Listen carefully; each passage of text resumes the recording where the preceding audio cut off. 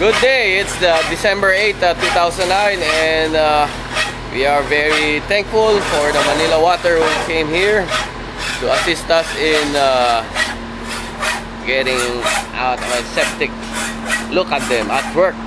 Maraming salamat Manila Water. At siyempre nandito ang ating mga Kuya Henry. Kuya Henry, talagang napakabait nyo. Nabirin nyo noon doon, ang dami nyo palang ginawang tulong nung panahon na yun.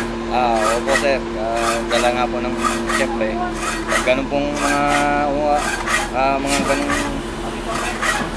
para tawag ko bagyong may nagkatulog-tulog lalo na sa septo ng mga Manila Water. Totoo po yan. Kami sa Gawad Kalinga nakita namin yung tulong ng Manila Water at pati na rin yung Maynila. At hanggang ngayon, yung mga iba pang naparahan, tubig naman talaga sa mga bahay at sa lahat ng mga kanilang septic tank. At tuloy-tuloy ang tulong ng Manila Water sa ating mga mamamayan.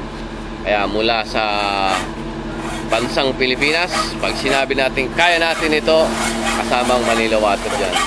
Okay, thank you very much. And thank you, Sir Roel Moranan. Thank you.